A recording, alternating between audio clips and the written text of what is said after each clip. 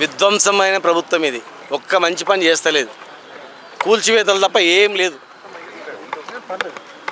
వికలాంగుల ఇల్లు కూడా వదిలిపెట్టలేదు మామూనార్ల.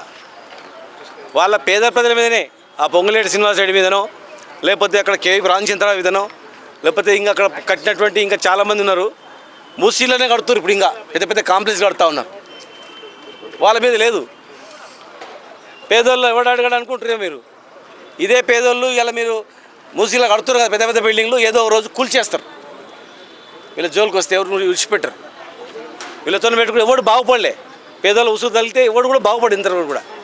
మేమున్నాము. మేము మా ప్రభుత్వంలో పేదవాళ్ళ ఇళ్ళలో ఎట్లా వాళ్ళు డెలివరీ అయితే ఎట్లా, వాళ్ళ పిల్లలకి ఎట్లా బట్టలు ఇవ్వాలి, ఆమెకు పెండికి ఎంత సాయం చేయాలి, అంగన్వాడీలో ఎట్లా గుడ్లు పెట్టాలి, అంగన్వాడీ కేంద్రంలో ఎట్లా పాలు ఇవ్వాలి, బాలామృతం ఎట్లా పెట్టాలి, వర్షాకాలం ఎట్లా ఫెసిలిటీ చేయాలి, స్లమ్లో ఏం డెవలప్ అట్లా ఆలోచన చేసినాం. ఇదేంది మొత్తం ధ్వంసమే. పేదలు బతుకుతాయి దేశంలో. గాంధీ విగ్రహం కట్టాలంటే ఆనే ఉందా? మేము అంబేద్కర్ విగ్రహం కట్టినాము. మా కేసీఆర్ గారు ఒక ఇల్లు కూడా కొట్టినామా?